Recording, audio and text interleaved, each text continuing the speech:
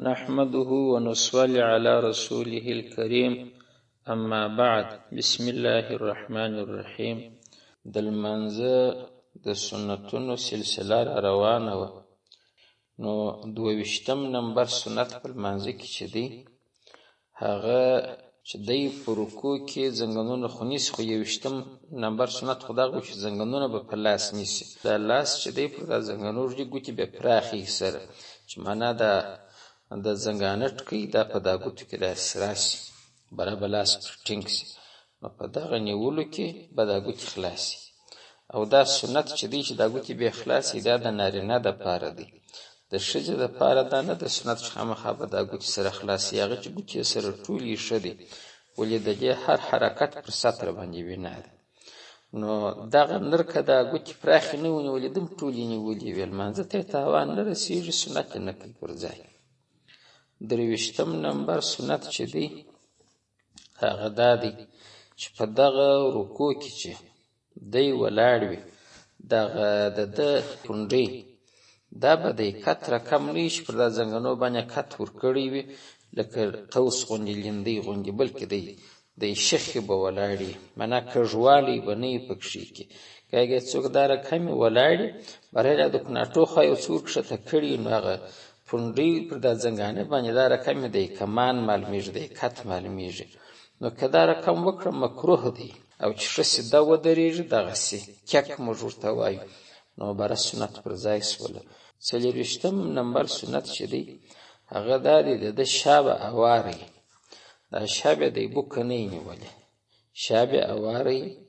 دا 24 نمبر سو. 25 یې دا دی چې دا سر به د دې شاو د کناټو سره داسې برابر، یعنی شا خو د مخه لا په 24 نمبر کې موږ چې اواره به وي، دا 25 دغه سو چې دا سر به د هغو کناټو سره که سړی لښته پر کښې وي داسې دا به برابر وي. او که دی دغسې لږ نو کوي سره یا یې سر نو کوي کښته و، د کناټو خوا یې څه کښته و، خو نو سنت یې نه کړه پر ځای. د رکوع فرض یې ادا کېږي، غاړې یې نه دي په بندي. 26 نمبر سنت چې دی هغه د رکوع څخه راپورته کېدل نور لزح ذکر کړي دي، دا سنت دی، لیکن حق خبره دا ده چې د رکوع څخه پورته کېدل دا واجب دی. په واجباتو کې دا خبره ما کړې وه چې که چیرې دی په یېره سره پورته نه شي د رکوع څخه دغسې سیده پسې ولاړ شي، په پای کې به سجده سهو کوي. که په قصده دا کار کوي نو لمونځ د نقصانه سره دی، باید بېرته یې راوګرځي. که وخت باقي و که ځینې تېر شو د فرض غاړې یې په خلاصې دي، خو په لمانځه کې یې نقصان دی، کمبود دی. او الله تعالی پوښتنه ځینې کوي، کېدای شي سزا ورلره ورکړي، د دوږخ سزا به ورلره ورکړي.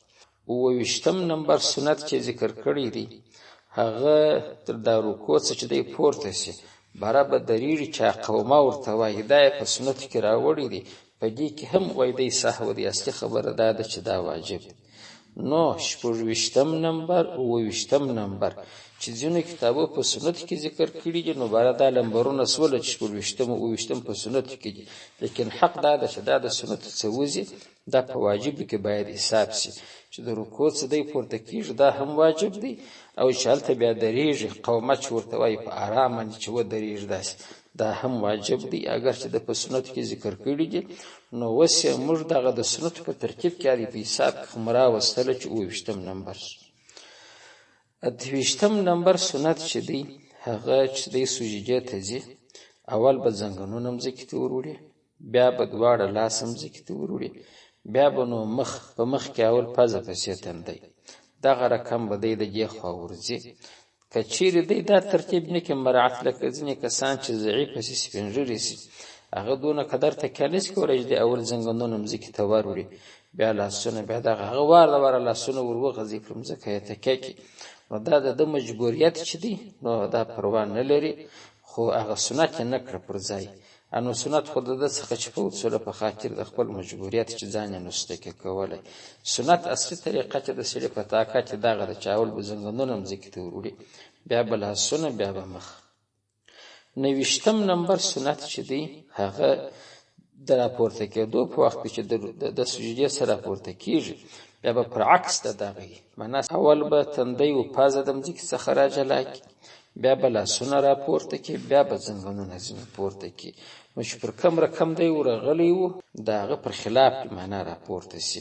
هلته یې اول د واره زنګنونه لګولي وه، پسې لاسونه و، پسې مخ و. دلته اول مخ راپورته کېږي، پسې لاسونه، پسې زنګنونه. 10 نمبر سنت چې دی هغه د سجدې الله اکبر دی. سجدې ته چې سړی ځي تکبیر وایي چې الله اکبر، دا سنت دی. که ونه وایه لمانځه ته یې تاوان نه رسېږي، سجدې ته یې تاوان نه رسېږي چې معنا یا فاسد سو یا سجده سهو غواړي یا راګرځول غواړي، یوه خواله نشته. فقط نازیبا حرکت یې وکړي چې بې تکبیره سجدې ته ولاړ، تکبیر دې ووایي.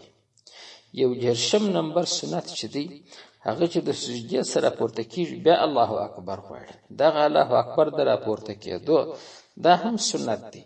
که دی دغه سره راپورته سو الله اکبر یې ونه وایه، راپورته کېدلی سي، سجده یې پرس وه، نه لمانځه ته تاوان رسېدلی دی، نه سجدې ته تاوان رسېدلی دی.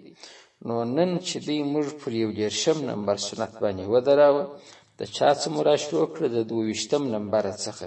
خو یوې خبرو ته به مو پام وي چې په دغه لمبرو کې 26 او 28 دغه 2 نمبره چې وه مول صاحب د نورالایزاح په سنتو کې راوړي دي.